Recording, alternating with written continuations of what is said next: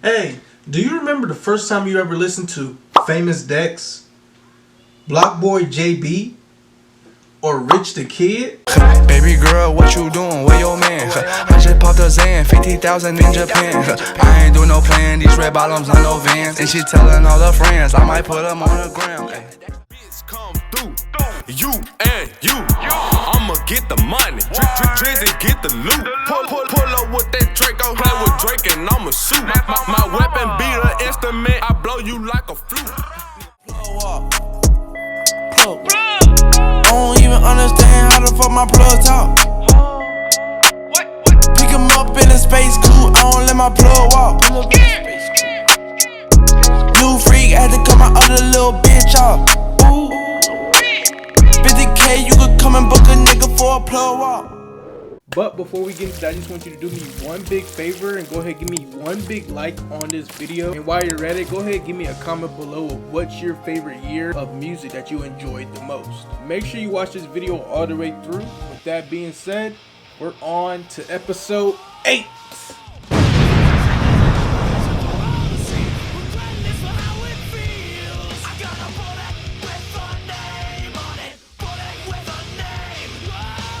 Okay, first up, Famous DEX. Okay, before I get into the whole Famous DEX we all knew and loved in the peak of his career in 2017 through 2018, way back in 2013, in the beginning of his rap career. I remember hearing about Famous DEX around this year, but to be honest, when I first got a look at this guy, he looked like just another generic Chicago rapper. I mean, come on, look at these music videos he was posting at the time. This was so normal to the point people who weren't from Chicago knew this was the norm. But as most rappers, when they're determined to make it big in the rap industry, and when I say Famous DEX wanted to be famous, I mean this guy wanted to be famous. Like, words can't even describe how much music this guy put out. Like, usually when you drop an album, you would usually pick like 1, 2, maybe 3 songs off the album to create a music video to. Famous DEX literally said screw that and dropped a music video to every single song he dropped. Like, y'all think it made YoungBoy drop a lot of music? Nah, Famous DEX got that man beat. Like, seriously, if I sat here and went over every drop he had through 2013 through 2016, this video would be over an hour long. So for your sake and my sake, over time, Famous DEX would then sign to a label of Rich Forever by Rich the Kid. But wait, we'll get into that. Some people say this was a dumb move. With so much momentum behind Famous DEX around this time, I'ma be honest, he started to grow on me.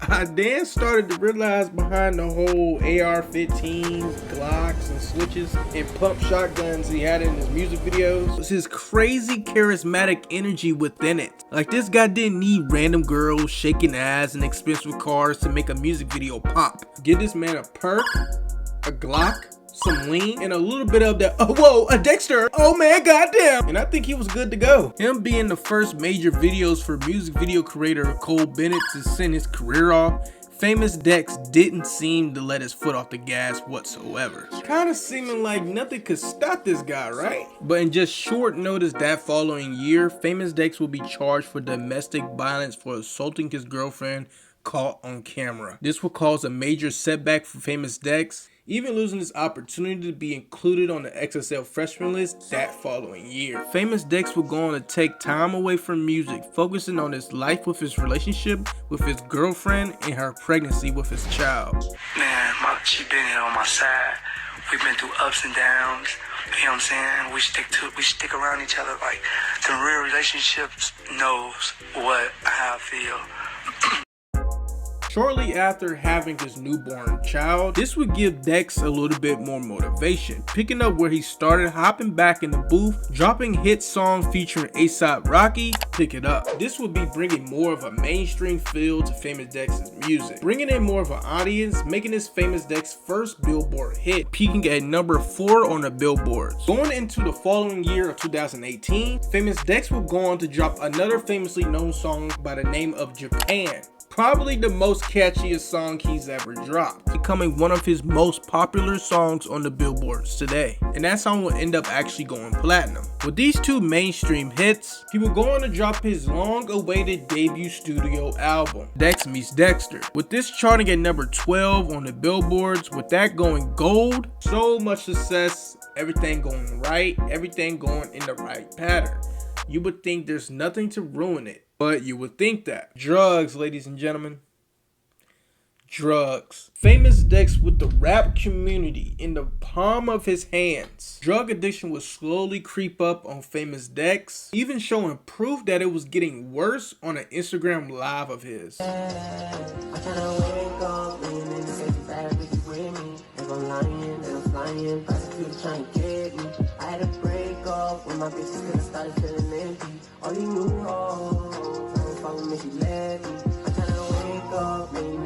Bad bitches with me. If I'm lying, then I'm lying. Prosecutor trying to get me. I had to break off with my bitches cause I started feeling empty. All these new hoes, I won't fuck them if you let me. You can get whatever you like. Even though this was a crazy moment, fans still somehow made this into a laughable moment. Even as artists as Trippie Redd. Dexter!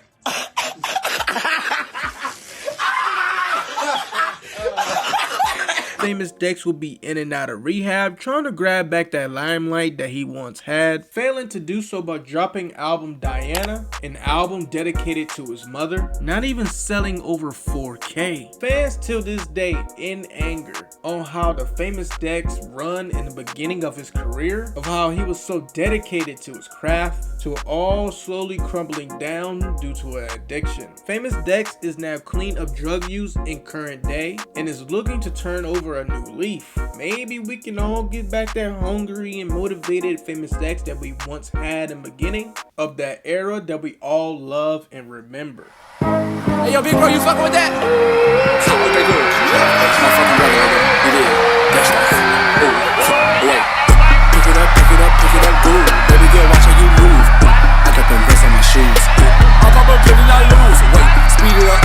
Look at the diamonds, they eat it up. Got me two bitches, I beat it up. They thinking I'm wife and deleting them. Oh, wait. Okay, next up, Blocboy JB.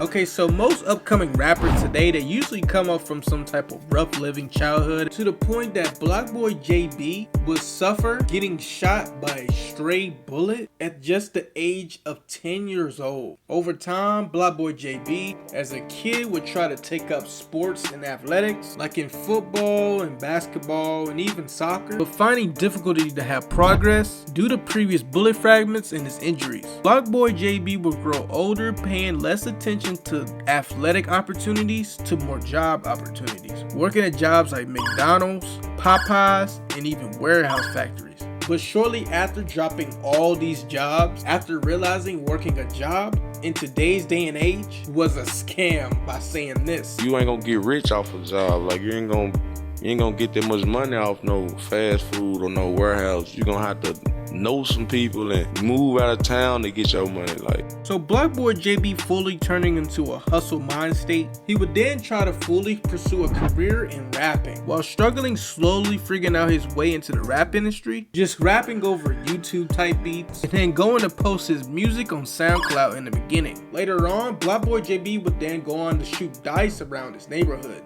on a specific day around the guys. Afterwards, after that day, he would then go inside the house of a producer known today by the name of Take Heat. Take Heat, fuck these niggas up. Not knowing that Take Heat produced his own beats by himself, after talking about their interest in music, they both would partner up on future songs of JB's with the help of getting taught how to engineer, mix, and craft the sound. They would then later on together drop mixtapes like Who Am I 1, Who Am I 2, and Who Am I 3, Grape Juice, and Purple M&M. With Blackboy JB not knowing that his career will soon take off like a rocket, like most albums you drop a music video to one of your top tracks. With him not knowing Blackboy JB in this specific music video, Blackboy JB would end up doing a certain dance in the video that would catch the eyes of fans around the world.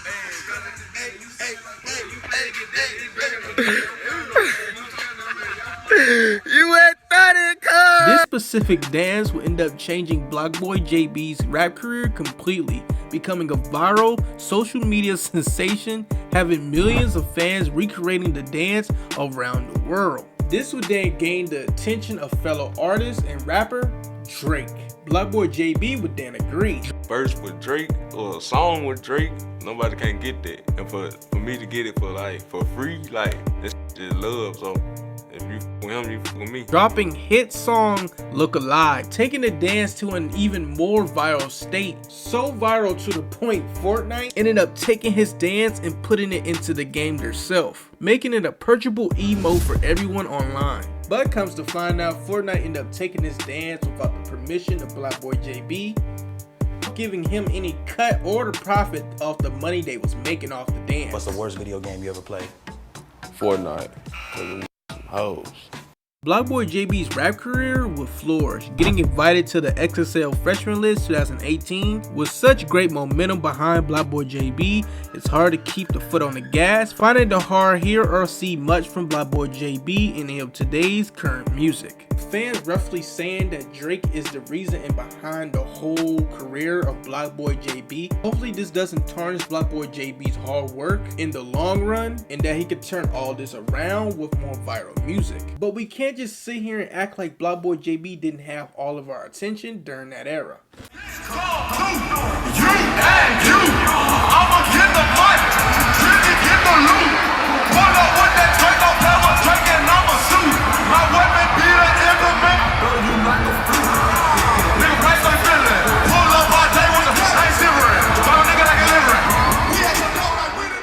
Okay, last but not least, Rich the Kid. With Rich the Kid, his way into the rap industry was completely different from what you see from most upcoming rappers today. If you didn't know, being somewhat known as the fourth Migo. In 2012, Rich the Kid would start his career alongside the Migos, dropping albums with them such as Streets on Lock 1, Streets on Lock 2, Streets on Lock 3, and Streets on Lock 4. Looking at these album covers, you're probably like, wow, that didn't even look real or he didn't fit at all.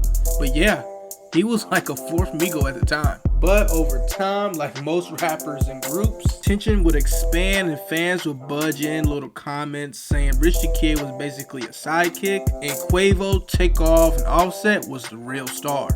So this would fuel Rich the Kid into going into a solo career, hoping to establish his own name. After this, you would think Rich the Kid would try to outdo the Migos musically wise, but Rich the Kid did the complete opposite and dove straight into a corporate CEO mind state, creating his own music label, Rich Forever, signing rapper Famous DEX, another rapper by the name of J Stash, but J Stash wouldn't last very long, shortly being dropped from the label afterwards. Rich the Kid would end up balancing two responsibilities of being a rapper and a record label owner at the same time. By doing so, he would take the time to drop one of his first few mixtapes by the name of Trap Talk. This would end up featuring artists like Kodak Black, Playboy Carti, 21 Savage, and Ty Dolla $ign.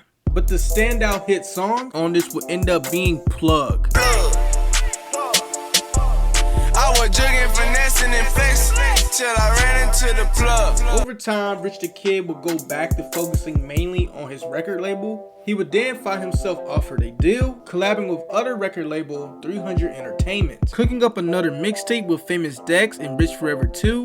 Within that following year, with just Famous DEX and Rich the Kid on the label, Rich the Kid would go on to find and add a new member to the Rich Forever label, finding Jay Critch. With new member on board, they would drop mixtape The Rich Forever Way, and upcoming mixtape shortly after, Rich Forever 3. Rich the Kid will put label work on hold. Rich the Kid will go on to receive an opportunity of a lifetime. Yes, you called it, a feature from Kendrick Lamar on famously known song Today, New Freezer. With one of his songs debuting on the Hot 100 billboards for the first time, people were still curious on how Rich the Kid secured that random Kendrick Lamar feature. He was working on the damn album when I was working on my album at Interscope Studios, and he came in there, asked me to hear some records. So I played him New Freezer. I just recorded it like 2-3 weeks ago at Quad, and I played it for him as the first record. I played him, and he was just like, yo, this is crazy. Can I get on this? Are you just like, yeah, you can. That's fine. Pretty much. Basically on them being typically polar opposites. Rich the Kid will find himself purely focused on himself and his own music career during this time, catching that hit song bug once he got a taste of that for the first time. Not even leaving his foot off the gas, jumping even bigger hit song. That song will end up being Plug Walk. As you can see, there was a pattern forming from Rich the Kid that came off as hypocritical to some people. Once he got a taste of them hit song records and figured he could low-key do it on his own, and then when you do that, you're putting your members that you asked join the record label on the back burner. So tension ended up rising within the group. I'm not rich forever. I am signed to 300. Rich the Kid, selfish ass is trying to sell Rich Forever 4. You're not trying to get me and Jay Chris shit. You don't do shit for me and Jay Chris. You are a selfish ass nigga, bro. That's why shit happened to you the way it happened to you. So with this, Rich the Kid felt betrayed. Yet going on to try to find yet another member to join the label. He would end up trying to sign YBN Almighty J. Well, that ended up getting cut shortly because YBN Almighty J ended up doing this. These niggas is hoes. Niggas send me an address to a mall. Look at that. Niggas send me an address to a shopping mall. Man, this nigga's a hoe. This lame ass nigga, man. Man, this nigga Rich is a hoe. He's scared. He don't want to fight, bro. Scary ass nigga, bro. Don't ever play with me, nigga. Don't ever play with me like you tough, bro. You was a bitch. You're not tough, nigga. Don't ever play with me, nigga. Don't ever disrespect me, nigga. So as you can see, you can't balance your own rap career and your own record label at the same time. It almost never works out that way. Things will end up backfiring on Rich the Kid, as of one day Lil Uzi Vert would share his frustrations on Twitter about having label issues. But of course, Rich the Kid saw this as an opportunity to sign Lil Uzi himself. Hey man, your boss ain't treating you right, your CEO ain't treating you right, man. Come over to Rich Forever Music, you know what I'm saying? Come over to Rich Forever Music. This man just can't stop trying to sign people. Rich the Kid, seeing this as a cash opportunity, he would then go on to comment on the Lil Uzi's tweet by saying he should have signed with his record label instead. But Lil Uzi then replied back by saying, boy, ain't nobody trying to sign for 20 bands. So this would end up embarrassing Rich the Kid on the internet, even going as far as altercations in public.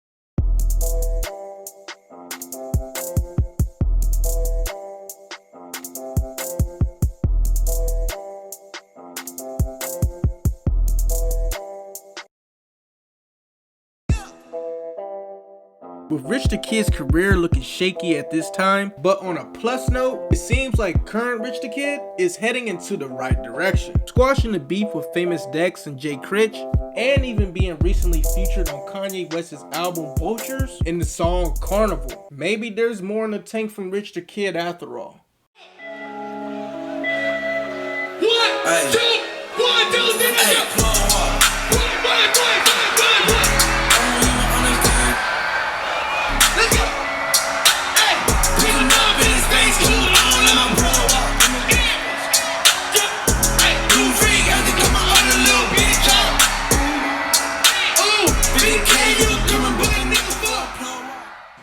What's your thoughts on any of these three artists that I just mentioned? You guys let me know in the comments on which three artists you want me to do next. If you enjoyed this episode, make sure you like, subscribe, and comment if you're new. And make sure you leave on that noti bell because we're dropping a new video every single week. You know the drill, man.